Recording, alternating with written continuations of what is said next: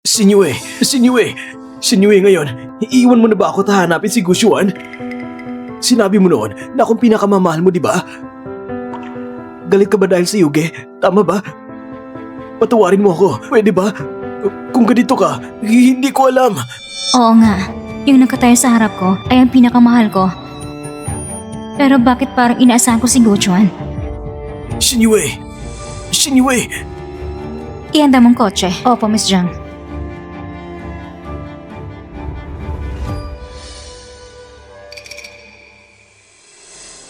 Ang design mo, Mr. Go, ang ganda talaga. Yung mga flowing lines, parang isinuso ang galaxy. Hindi, ang perfect ng design na ito. Mas maganda pa kaysa sa Galaxy. Ito ang buhay na para sa akin. Ang pangarap ko. Ang pagkatao ko. Nabubuhay lang ako para sa sarili ko.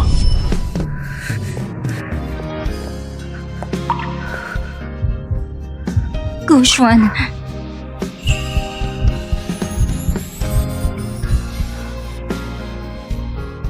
Gochuan.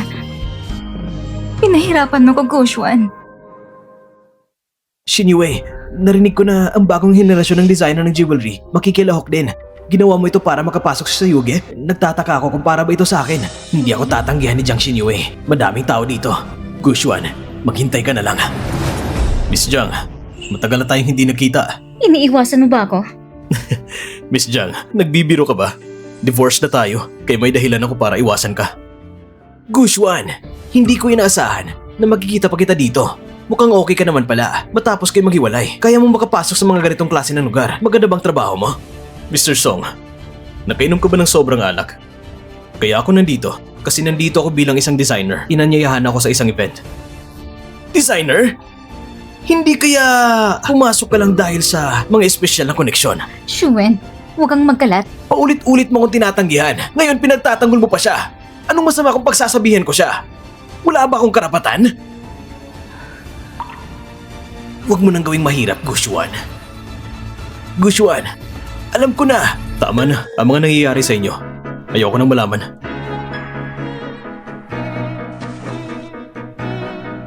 Ito ang business card ko. Tignan mo kung sino ako. Ikaw nang mag-verify. Ang card na yon ay simbolo ng pagiging World Jewelry Designer Gold Award winner. So siya palang mahusay na designer. Dati, akong mga bituin sa paligid mo. Ngayon, ikaw na mismo ang kumikinang. Ang 3 taon ng kasal namin ni Gochuan, ako palang nag-aksaya sa'yo. Hindi pwede! Sinyue! Niloloko ka lang niya! Sabihin mo sa akin, ano ba talaga nangyayari? Ano nangyayari dito? Sabihin mo sa akin! Mr. Song, huwag kang manggulo dito. Kung hindi, magpapatawag ako ng security. Gushuan! Isa ka lang taong nagpapanggap. Huwag kang magpakamahalaga sa harap ko. Sira na yata siya. Alam niya ba kung anong sinasabi niya? Hindi mo ba narinig? Ito si Mr. Song ay hindi kay Mr. Go. Di kaya, siya palang pumasok dito at saka para may kinalaman pa siya sa kasal ni Mr. Go. Tapos ayaw pa niyang aminin. Sinyue! Si Gushuan! Siguradong may plano kasama nila! Shuen, umalis ka muna. Sinyue! Kayong dalawa, hindi nyo na kailangan magtanghal ng ganitong palabas sa harap ko. May kailangan pa akong gawin. Paalam muna. Gochuan, alam kong galit ka sa akin. Pero hindi ganun nangyari. Maging sa nakaraan o ngayon, hindi tulad ng iniisip mo. Sinyue! Hindi ko inaasahan na para sa isang kapalit, ganito ang trato mo sa akin. Mag-usap tayo. Sige na. Miss Jiang, pinapahirapan mo lang ang sarili mo. Tapos na tayo. Sana hindi mo na ako guguluhin sa buhay ko. Salamat. Gochuan! Hindi ko kailangan sinabi na gusto kong tapusin lahat sa'yo. Ano ba talagang gusto mo mula sa akin? Nung si Song Shuen ay dumating at umalis, na parang wala lang. Ganyan ka rin ba nang hawak mo siya? Kahit na ipaglaban ko siya, ako pala isang kapalit lang.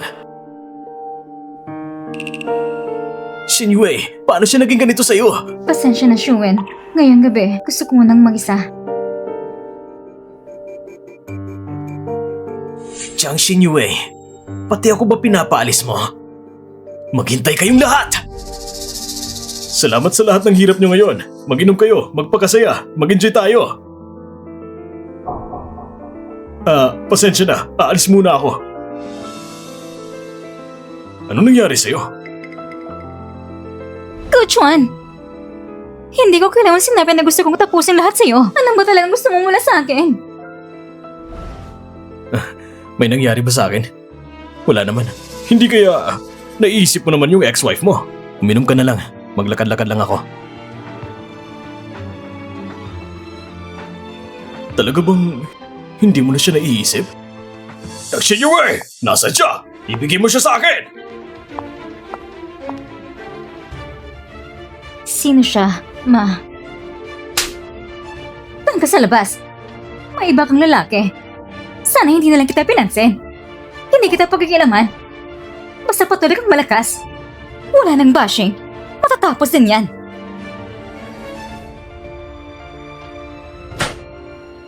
Pero hindi mo dapat payagan na makagrab ka na ibang lalaki. Tingnan mong mabuti. Si Xiang Shuwen, hindi mo ba alam ang lahat ng ginagawa niya? Ibinandang alas ka na walang permiso.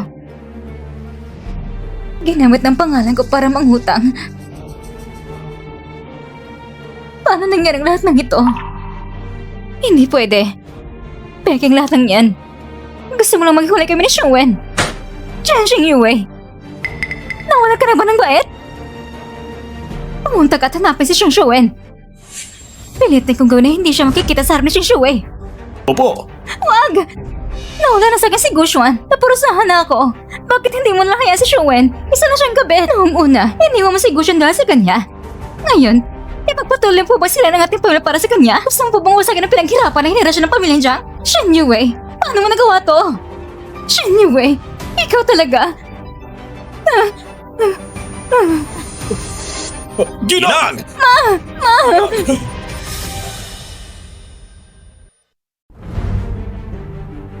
Shinue, nahuli ako sa pagdating. Song Shuwen, may lakas ka pa talaga magpakita dito! Jiang Shinue, dahil sa maliit mong kabit, naputol ang daloy na pondo ng grupo, nasa bingit ng kapahamakan. At ngayon, dahil sa kanya, nagkasakit at nawala ng malay ang pangunahing ginang! Ipagtatanggol mo pa rin ba siya? Shuwen, yung bagay na yon, ikaw ba talagang gumawa nun? Shinue, pinagbibintangan lang ako. Ikaw nagsabi na pwede kong gamitin ang mga pera mo kahit kailan. Gusto ko lang sanang tumulong at gumaan ang bigat mo. Kaya nag-aaral ako ng kaunting pamumuhunan. Naglakas loob ka pa magsinungaling! Shinue, naimbestigahan na namin. Si Song Shuwen na nagparehistro sa Cayman Islands ng isang shell company. Matagal na niyang inilipat ang mga ari-arian ng pamilyang Jiang. Shinue, wala akong ginawang ganun. Hanggang hindi pati ang katotohanan, pinili kong magtiwala kay Shuwen. Huwag kayong mag-alala. Bibigyan ko kayo ng kasagutan. Buti na lang, nung inilipat kong pondo, siniguro kong maayos ang bawat galaw. Laukay, tignan natin kung anong ebidensya ang kaya nilang ipakita. Ang pamilyang Jiang, hawak ko na. Oh! 3 taon ng studio! Congrats sa ating lahat! Matapos ng 3 taon, nandito... 3 taon na nga, hindi ba?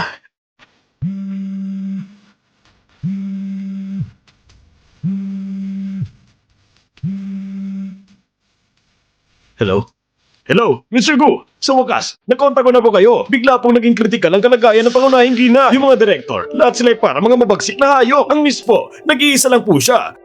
Anong sabi mo? Butler, kami po ni Miss. Mr. Gu, sa mundong ito, maliban sa pangunahing ginang, tanging kayo lang po at tapat at mabait sa kanya. Nagmamakawa po ako. Tulungan niyo po siya. Naiintindihan ko. Guxuan, ang tanga mo naman. Hindi ba't matagal na kinakahiwalay? Guxuan, anong ginagawa mo? Naghihintay kami sa'yo. Halika na. Oo. Bilisan mo. Hintayin niyo ako. Babalik lang ako. Guxuan! Uy! Guxuan, karapat dapat ka sa mas magandang buhay. Hindi ko kayang hayaan kang mapunta sa ganung klaseng babae. Butler, nandito na ako sa ospital. Pero hindi ko pa siya nakikita. Guxuan? Nakita ko na siya. Kumusta na si tita? Dahil sa kalagayan ni tita ngayon, kailangan mong samahan siya ng matagal. May kilala akong doktor sa ibang bansa. Pwede siyang tumulong. Sa tingin mo ba, hindi ko nagawa tama na isang beses?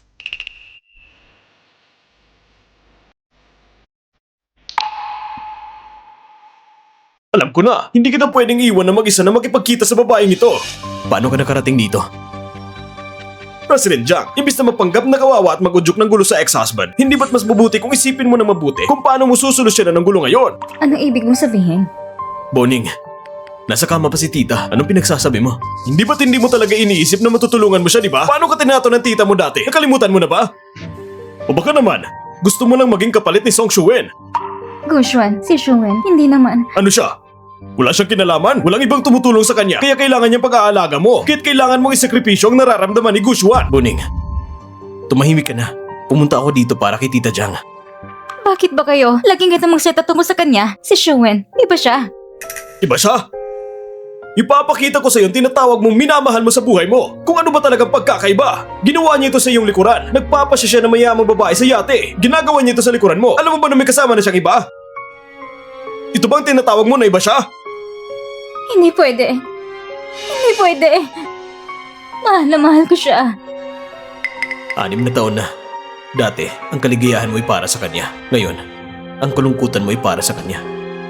Sa puso mo talaga, wala na akong puwang.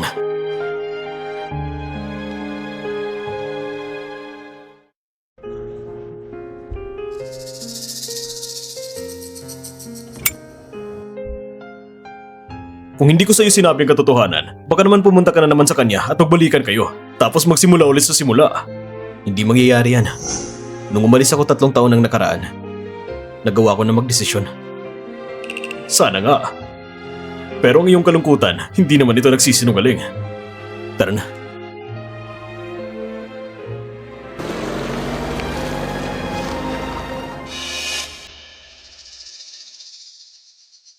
President Jiang, narito ang mga impormasyon ni Mr. Song. Lahat ay nandyan.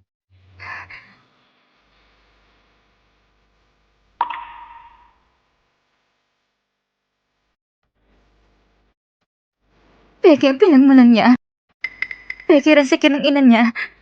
Pati ang yogi kinamit bilang essential company para mang-agaw ng pondo. Sigurado ka bang lahat ng mga impormasyon na ito ay totoo? Na-verify na po ito ng 3 beses. Ngayon, ipapakita ko sa'yo ang tinatawag mong minamahal mo sa buhay mo kung talaga bang may iba sa kanya. Ang taong matagal ko nang iniintindi. Mula simula hanggang katapusan. Ay niloloko lang ako. Ginawa ko lahat para sa kanya. Si Mr. Song malapit nang dumating.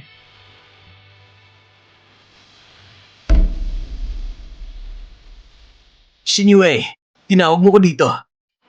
May sorpresa na naman ba? Naiintindihan ko na. Di ba nangako kang bibilhan mo ako ng pinakabagong sports car? Tama ba? Shuwen, hindi pa kailanman nakasikip ang mama mo. Hindi ba? Shinyue, pakinggan mo ako. Ang katawan ng mama ko, siya ay... Kailangan mo lang sabihin sa akin? Oo o hindi? Jiang Shinyue, ngayon, gusto mo magalit sa akin dahil sa mga walang basahang bagay na ito? Mahal na mahal kita.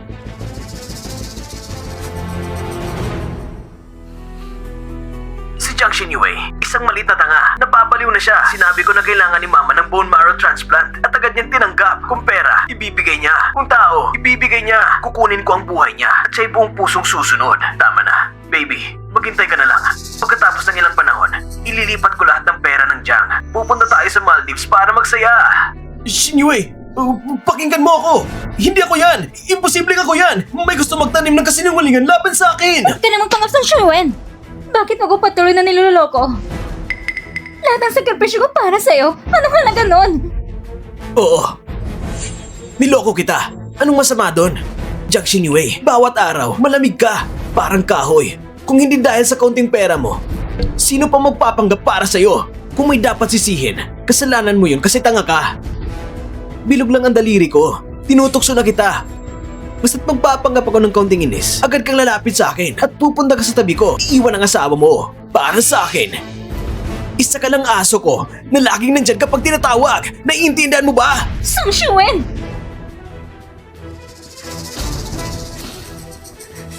Tumawag ka ng tao. Huwag kang magmadali. Dito, sigurado ako may mga sikreto ang Jiang family na nakatago. Kasama na dito yung illegal na pondo ng Jiang Group. Hindi mo ba ayaw na magkabisa ang Jiang family? At dahil sa'yo, magkalat ang iskandalo. Gusto mo bang mangyari yon? Ano ba talagang plano mo? Akala mo ba kasing tanga mo ako katulad mo? Lahat ng ito, may backup na ako. Anong magagawa mo kung makukuha mo? Pasensya na, Goshwan. Simula pa lang, ako nagkamali.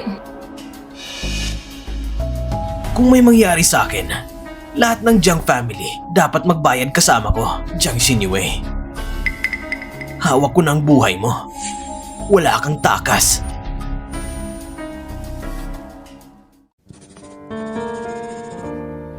Sabihin mo, hindi ko ba kailanman ang gawa ang tama? Imposible.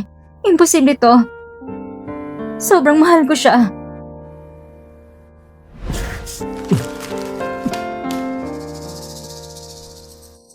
Ang ganitong galit. Gushwan, kilala na kita. Di ba sinabi mo 3 taon na nakalipas? Wala naman akong ginawa. Sige na. May isang design week. Iniimbitahan ka. Sakto lang para makapagpahinga tayo. Ang studio natin, lumalago ngayon. Sigurado kung malapit na nang magkakaroon tayo. Magiging atin ang sariling kumpanya natin. Buti nandyan ka. Nakakahiya naman.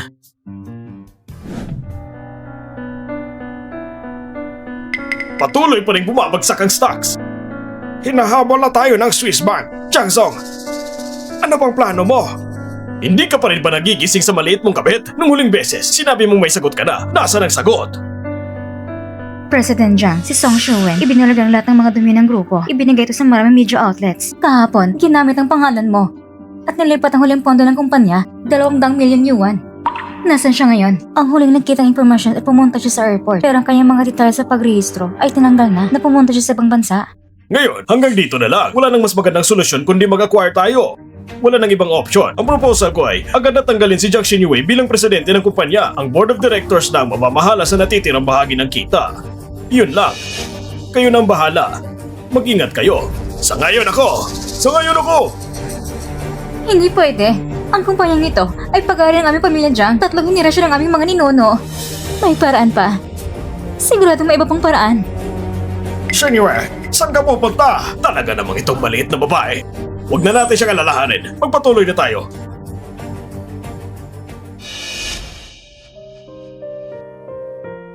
Gushwan, May 2 minuto ka pa. 1.5 minuto na lang. Kailangan mo pa bang ipagpatuloy? Gushwan, sa mga panahong ito, marami akong naisip. Tama ka dati. Hindi ko dapat pinapalakas si Shuen. Ngayon, may problema ang Jiang Group. Pwede mo ba kong tulungan? Si Titi Wang ay kasalukuyang nasa koma. Sinabi mong kukuha ka ng paliwanag kay Song Shuen. Pero ano nangyari? Papunta ka na para manghiram ng pera. Hindi ganito. Noong araw, ako... Gushwan, ang pamilyang Go ngayon ay may posisyon sa mundo ng politika at negosyo. At ikaw pa rin ngayon. Ano ako ngayon? Ako ngayon isang designer lang. Wala nang iba. At saka, hiwalay na tayo, di ba? Gushwan, pakiusap. Ayaw kong makita ang mama ko na magising at makita ang paghihirap ng pamilya Jiang dahil sa kamay ko. Pwede mo ba kong tulungan? Tulungan mo ko. Jiang Xinyu, medyo curious lang ako. Talaga bang para sa pamilyang Jiang? O para kay Song Shuen? Ako? Tama na!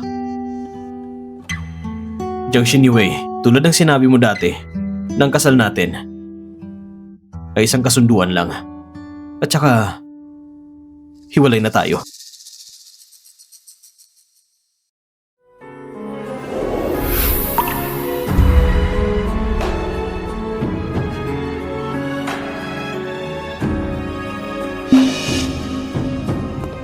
Pagkatapos ng pagsisisi, ang pagpapahalaga ay mura na. Jiang Xinyu, kung may dapat sisihin mong sarili mo.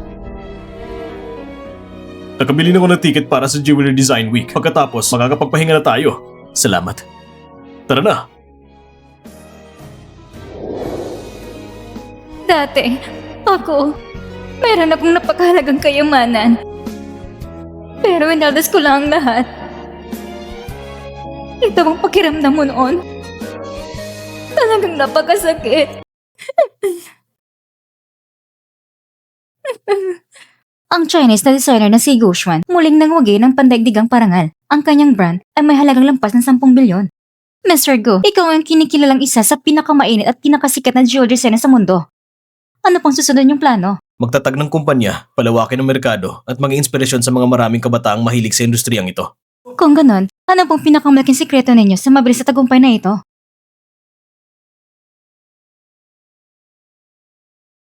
Matutong mahalin ng sarili. Ayon sa balita, nagtatag si Mr. Go sa bansa.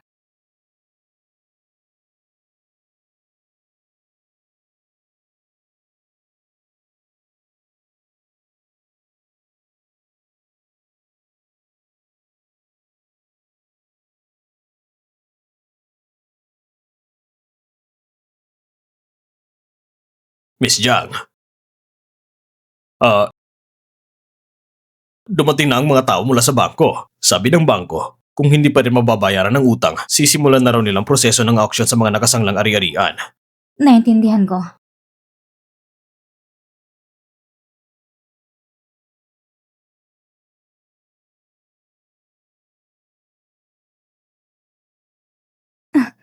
Jiang Xingyue. Ikaw ba talaga to?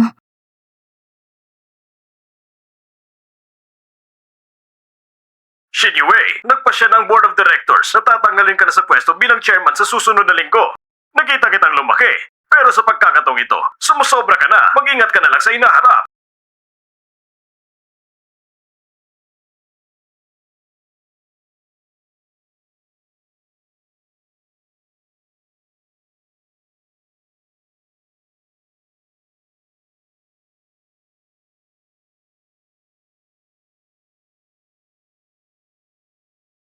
Para sa pinakamamahal ko, Xinyu. Ito, Ika-15 ng Marso, sumasakit ang tiyan ni Xinyu. Dapat tandaan na magluto ng lugaw araw-araw. Ika-20 ng Mayo, panahon na naman ng allergy niya. Kailangan tandaang handa ang gamot niya ng maaga. Ika-8 ng Hulyo, anibersaryo ng kasal namin. Sa wakas dumating ng pulseras na gusto niya, buti na lang at hindi ako nahuli. Ika-20 ng Disyembre, hindi siya masaya. Pero hindi ko alam kung bakit. Ika-4 ng Enero, sobrang lungkot niya. Pero wala akong magawa para tulungan siya.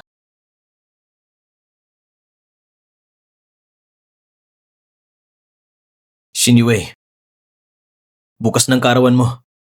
Inihanda ko na para sa'yo ang kwintas na pinakagusto mo at umorder din ako ng Black Forest Cake para sa'yo. Hindi masyadong matamis. Dahil hindi mo yun gusto. At hindi rin ako naglagay ng peanut butter. Kung hindi, magkaka-allergy ka na naman. Xinyu, sana sa mga susunod na kaarawan mo, kahit wala na ako sa tabi mo, masaya ka pa rin. Tandaan mo.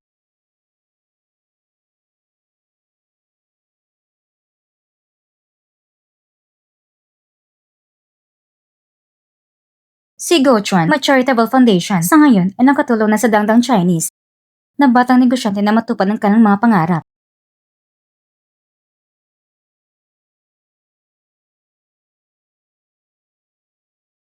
Pasensya na. Napakabuti mo sa akin. Pasensya na. Narinig ko na ikinasa na si Mr. Gu noon.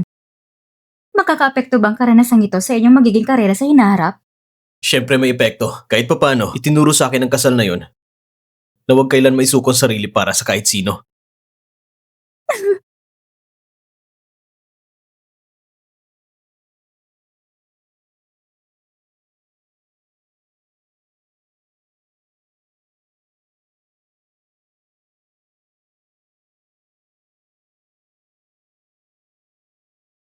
Tulungan mo ko. Pwede ba? Kasunduan lang ang kasal natin. Wala nang iba. Kailan ka ba talaga nagsimula magpasya na iwan ako? Nang walang pag-aalinlangan akong nagdunit ng bone marrow? Sinasabihan kita ngayon. Pumirma ka na. O nung paulit-ulit ako na iniwan ka dahil kay Sung Shuen. Sige, Shuen, hintayin mo ako. Darating ako agad. Shuen, ano nangyari? Nandito ako. Naglakas loob ka bang sumagot? Ayoko niyan. Ihatid ko muna si Sung Shuen. Mag-taxi ka na lang.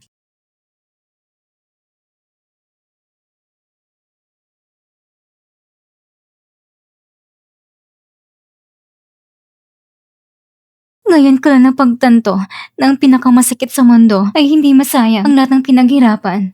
Hindi rin ang iwanan ng lahat, kundi ang pinakamamahal ako ay nasa tabi ko lang. Pero patuloy kong niloloko ang sarili ko. Ngayong minsan, mahal na mahal mo ako. Ngayon pati ikaw, ayaw mo na rin sa akin.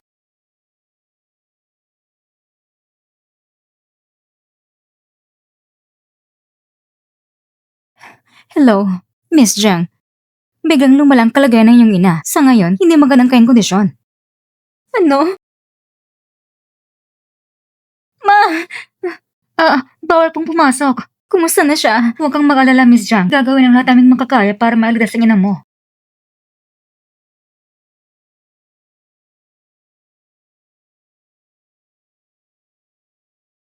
Anong dapat kong gawin? Kung nandito lang siya, magiging iba kaya ang lahat? Miss, delikado ng ina mo. Hindi mangyari yun sa mama ko. Alam na ba ng mga direktor ng group ang balitang ito? Siguro tuwa na sila, no? Miss, gusto pa ba ninyong lapitan si Mr. Gu? Sa ngayon, siya na lang ang makakatulong sa pamilyang Jiang. Gaya ng sinabi mo noon, ang kasal natin ay kasunduan lang. Wala nang iba. Wala na itong patutunguhan. Basta ligtas lang ang mama ko. Ang iba, hayaan na lang. Miss, Doctor, kumusta ng mama ko? Paumanhin, ginawa na namin ang lahat. napapanahon ng operasyong ito, may tuturing na nabigyan namin ng ginang ng huling konting panahon. Ngunit ang katawan ng ginang ay lubang mahina dahil sa matagal na pagod. Hindi na ito masasalba. Miss Jiang, mabuti pang ihanda niyo ng iyong sarili.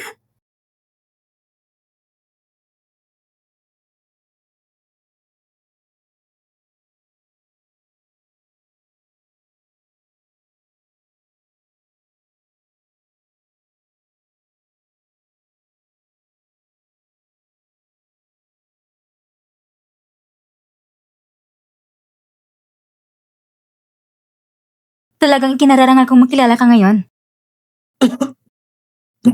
Mr. Go, masama bang pakiramdam ninyo? Ayos lang, bakit bigla kong naramdaman na hindi may paliwanag na sakit sa puso? Na parang may nawala sa akin. Gushwan! Halika muna dito, papakilala ko sa iyo ang isang tao. Pasensya na po. Aalis muna kami. Itong kapatid ko, si Xie Wanshu, isang lawyer na dalubhasa sa batas ng kasal.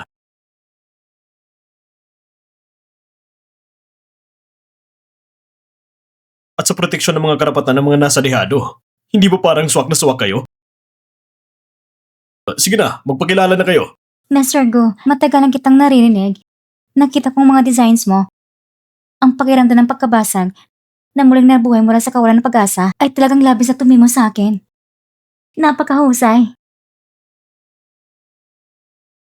Salamat. Karamihan sa mga tao ay mas gusto ang series na Galaxy. Ikaw naman, ang una mong napansin ay ang Niduo. Ano, mataas talagang panlasa ng kapatid ko. At saka, lahat ng tao ay marunong magpahalaga sa mga magagandang buhay. Kuya, dapat mo rin pag-aralan ang ninig Mr. Go. Hindi lang ito tungkol sa ganda, kundi pati sa pagkikibaka sa mga pagsubok at pag-asa sa bagong simula. Talagang nakakaanting ng damdamin. Nararamdaman pala niyang damdamin sa kaibuturan ng puso ko. Kahit si Jiang Xinyue. Tapos na kami. Pero iniisip ko pa rin siya.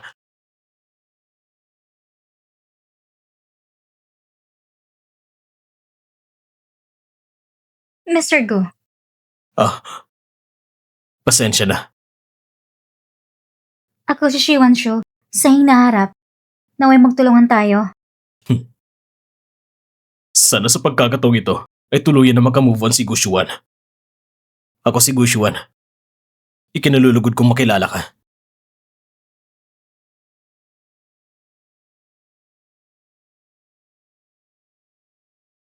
Hindi ko talaga akalain na mula sa isang maliit na studio, naging ganito kalaking kumpanya na tayo. Napaka-ingrande ng opisinang ito.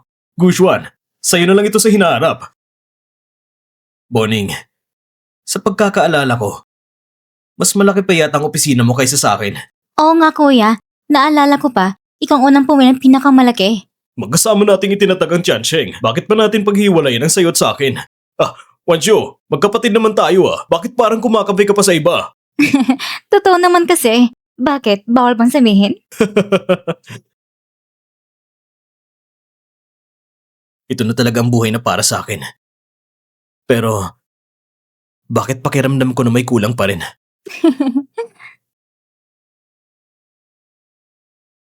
O baka, nasa harap ko na ngayon ang sagot. Mr. Gu, may problema po. Maraming reporter sa labas na naghahanap sa inyo. Mr. Gu! Mr. Gu! Mr. Go! Mr. Go! Kumakalat sa labas ang balita na nagkaroon kayo ng relasyon noon sa kilalang presidente ng Jiang Group na si Jiang Xinyue. May kinalaman ba ang pagkakatatag ng Jiangxin Group sa pamilyang Jiang? Mr. Go, dati yung sinabi, nang susi sa tagumpay ang pagmamahal sa sarili, may kinalaman ba ito sa pagkabigo na yung kasal noon? Kakasimula pa lamang ng Tianjin Group pero halos kapantay na agad nito ang dating Jiang Group sa rurok nito. Itinatag niyo ba ang grupo bilang paghihiganti sa dating asawa? Ang pagkalugi ng Jiang Group, may kinalaman din ba sa inyo? Ang layunin ng Mr. Go at Mr. C sa pagtatag ng Tiansheng ay tulungan ng mga lokal na designer. Iyan ang aming opisyon ng paninindigan. Tungkol naman sa ibang mga tanong, hindi kami maaaring sumagot. Mr. Gu, ano po bang relasyon niyo sa babaeng ito? Bakit siya nagsasalita para sa inyo? Bakit ayaw niyong personal na sumagot? May pagkakasala ba kayo sa dati niyong asawa? Hindi ba niyo balak tulungan ang inyong dating asawa? Mga ginoo at ginang, tungkol sa dati kong kasal, ayoko nang pag-usapan. Tungkol naman sa babaeng nasa tabi ko, siya si Miss Shi Wanshu. Una sa lahat, siya ang punong legal advisor ng Tianjin Group. At pangalawa, siya ang magiging asawa ko sa hinaharap. Grabe, ipinahayag sa publiko ng direktor ng Tiansheng ang kanyang bagong nobya. Sabi nila, si Shiwan Shu raw, ang punong abogado ng Tiansheng. Parang kapatid siya ni Mr. C. Ang pogi niya. Pero napakausa din ni Miss C. Bagay na bagay talaga sila.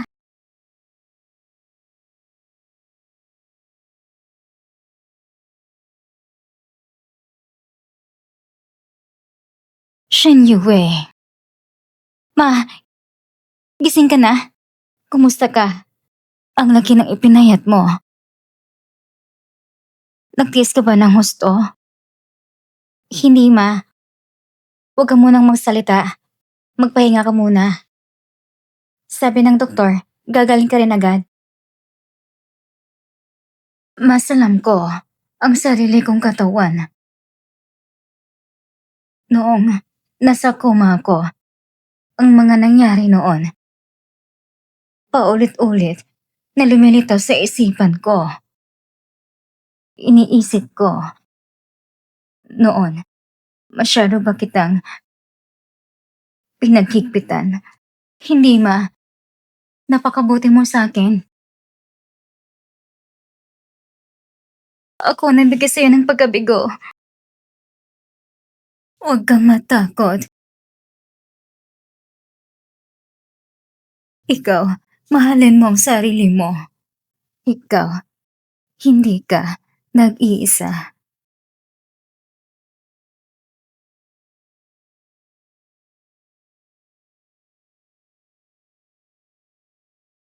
Ma! Lumabas muna ang kamag-anak ng pasyente.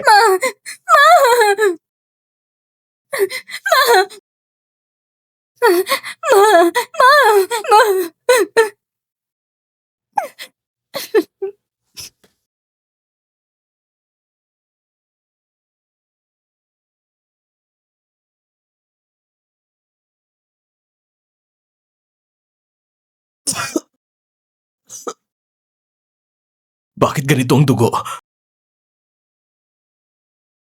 Gushuan!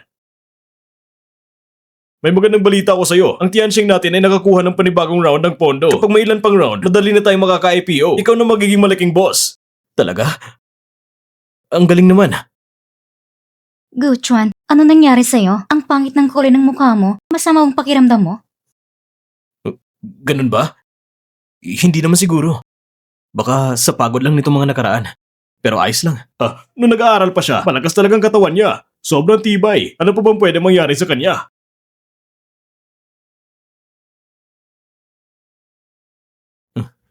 Hello?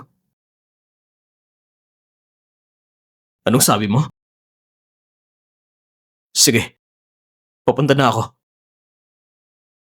Coach Juan, Lalabas muna ako saglit.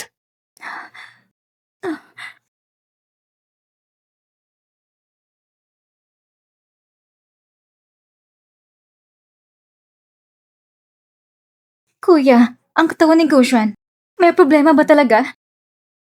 Siguro. Ayaw lang niya mag-alala tayo. Ayos lang. Igalang lang natin ang desisyon niya. Coach Juan, Miss Jiang, nakikiramay ako. Miss, ayos lang. Huwag kayong mag-alala sa akin.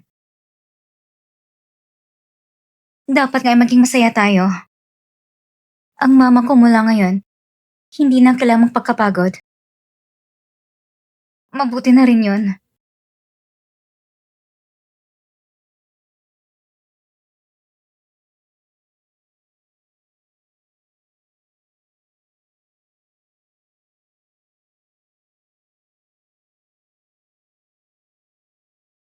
Maraming salamat sa inyo.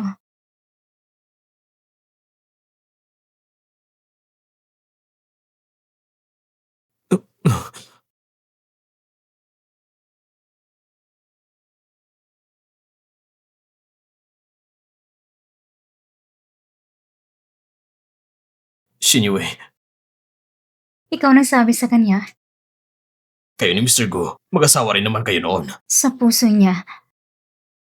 Ako lang isang pabaya at imature na dating asawa. Tama ba? Hindi ba tayo tuloy naghiwalay na? Ikaw nang sabi niyan. Kung sinabi mo agad sa akin, ang tulong kay tita, naidala ko na sana siya agad sa ibang bansa para magpagamot. Pero ano man ang aga o huli, pareho din ang magiging resulta. Ano bang ibig mong sabihin ngayon? Kung napaaga lang ang gamutan, si tita, malino na sanang... Kung mula sa simula pa lang, hindi na tayo pumirma ng divorce agreement. Tatong taon tayo magkunwaring mag-asawa. Tapos maghiwalay din sa huli. Permahan mo na.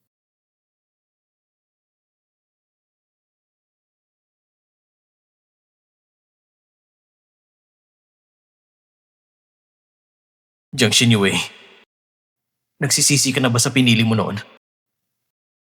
Hindi mo na kailangang sumagot.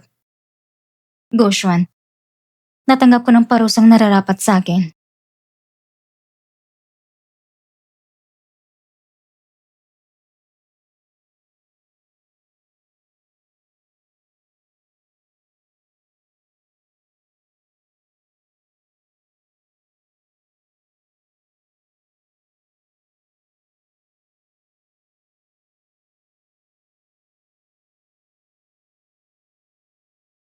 Ito na bang huling pamamaalam mo sa akin? Teka, anong ginagawa ninyo? Ito ang bahay ko! Bahay mo? Ari-ariyan ito ng Jiang Group. Naipasa ng board nung nakaraang linggo ang resolusyong patalsikin ka sa posisyon. Nagkaisang boto ang lahat. Ako ngayon ang kinakatawan ng board para bawiin ang mga ari-arian ng kumpanya. May problema ba? Ikaw? Sige na. Wala ka na sa proteksyon ng pamilya Jiang at ng mama mo. Akala mo ba ikaw pa rin ang dating mayamang dalaga? Naimpake na ang mga gamit mo. Lumayas ka na! Miss, simula bukas, uuwi na ako sa probinsya. Hindi na kita matutulungan. Kanina ko lang nakita, kinuha nila ang diary ni Mr. Gu, kaya kinuha ko na ito para sa'yo. Itago mo ng maayos. Si Mr. Gu ay isang mabuting tao.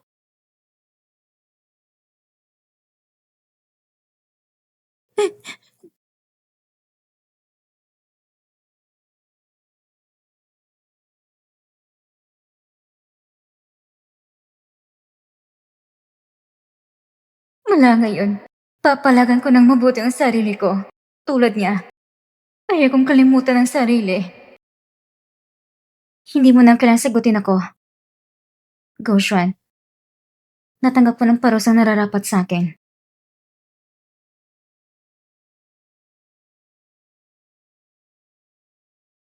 Jiang Shinyue, Narinig ko yung Goshuan. Kaya pala, iniisip mo pa rin siya. Wanshu, pasensya na. Walang problema. Alam ko nung araw sa harap ng mga reporter, sadyang nainis ka lang, kaya mo sinabi yun. Hindi ko iniintindi kung sino iniisip mo sa puso mo. Basta, ngayon ang yumayakap sa akin na ikaw. Yun ay sapat na. Gushwan, pwede mo ba kong yakapin? Sandali lang.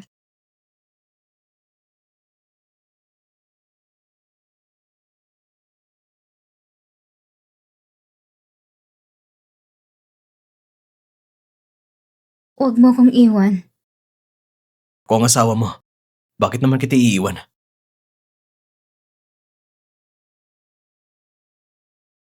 Si Wanshu ay nasa harap ko. Pero bakit?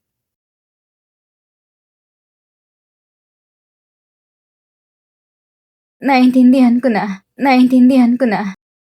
Ang puso mo ay palaging para kay Jiang Xinyu. Kahit na ako ay hanggang maging kapalit niya, wala pa rin puwan sa puso mo. Tama ba? Wanshu, iniisip ko lang ang... Bakit mo ginawa yan sa akin? Alam mo ba? Ikaw nagpagulo sa isip ko araw at gabi. Ngayon sabihin mo sa akin, sa puso mo, may puwang ba ako? O wala?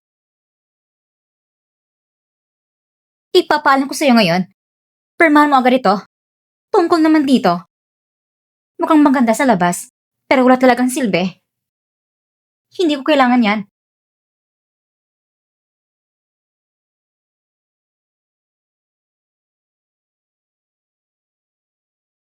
Jiang Xinyu, wala ba akong karapatang lamigin?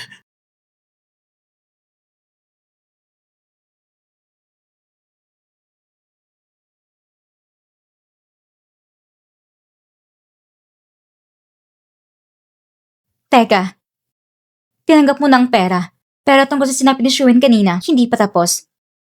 Mag-sorry ka sa kanya ngayon. Anong sabi mo? Mag-sorry ka kay Shuin. Wanshu, pasensya na.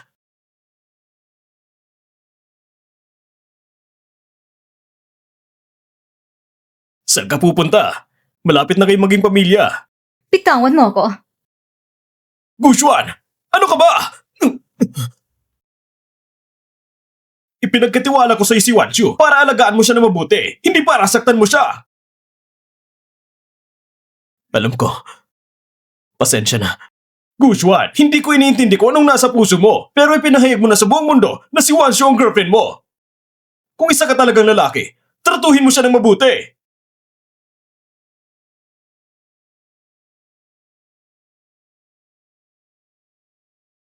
Sa susunod na linggo, may business party.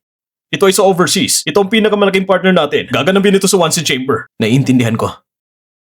Sa chamber nila, ang pinakamalaking boss nila ay dadalo din. Maganda ka na maayos at sa oras na yon, magkakatulong ito ng malaki sa pagpapalawak natin sa overseas market. Ihanda mo na mabuti. Gisingin mo na sarili mo.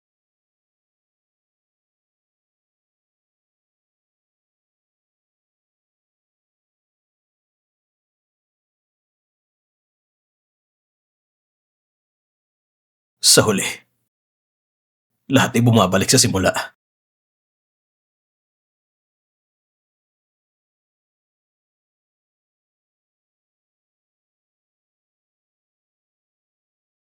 Miss Jiang. Pasensya na. Hindi ko na kayo matutulungan. Hindi ka ba nila pinapahirapan? Ang board, habang inalagaan mo ang may-ari, pinilit ng lahat na pumirma sa dokumento na iyong pagpapatalsik. Yung hindi pumirma, pinalayas agad. Sobrang bastos nila. Ayos lang. Alam ko na.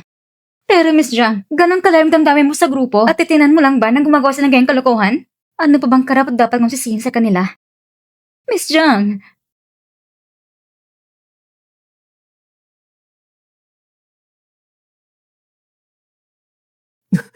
Jiang Xinyu!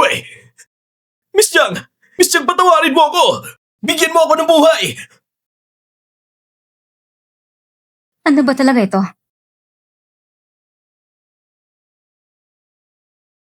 Ngayon pumunta ka sa meeting room ng kumpanya. Kunin mo mga bagay na pag-aari mo. Miss John, sabihin mo sila magdaos ng board meeting. Siguradong lahat ng board members ay nandun.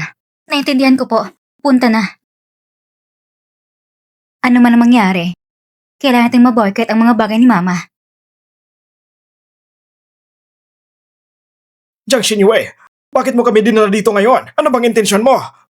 Akala mo ba, ikaw ay isang board member ng kumpanya? Security! Palayasin niyo agad ng mga hindi na kailangan. Ilabas niyo sila! Tama na! Huwag niyong isipin na hindi ko alam kung anong ginagawa ninyo. Binigyan ako ni Mama bago siya namatay ng payo. Kahit bumagsak ang kumpanya at malis ang lahat ng pondo, hindi niyo dapat pinapayagan ng mga gumagawa ng kalokohan na gawin ang gusto nila. Kami ang gumagawa ng kalokohan. Kami ang mga peste. At ikaw naman ang nagwasak sa 3 henerasyon ng Jiang. Ano ka pa bang klaseng tao? Ano bang halaga mo sa lahat ng ito? Miss Jiang, ang overseas ng Wansen Chamber of Commerce ay pumayag ng mamumuhunan sa ating grupo. Wansen, iyon ay isang malaking overseas ng kumpanya. Bakit naman? Dapat pamilyar ka sa lakas ng Wansen Chamber. Dapat narinig mo na ito. Kapag sila'y sumali, ang ating grupo, sa krisis na ito, makakaraos tayo. Pero ano? Pero, kailangan mong ipahayag na wala ka ng kinalaman sa Jiang Group. Bilang pag-iingat. Palitan mo ng pangalan mo ngayon. Hindi ka na pwedeng maging Jiang. At sa labas, hindi mo rin pwedeng banggitin ang pangalan ng Jiang family.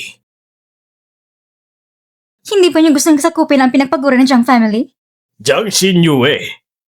Kung gusto mong protektahan ang grupo, ngunit ang pangalan mo ngayon ay nasira na sa buong mundo. Kung malalaman ng Wansen na hindi ka masaya at huminto sa pamumuhunan, sino ang mananagot dito? Pirmahan mo na ito. Mula ngayon, ikaw at ang Jiang Group ay wala ng kahit anong ugnayan. Basta mailigtas ang 3 henerasyon ng Jiang family, pipirmahan ko. Huh?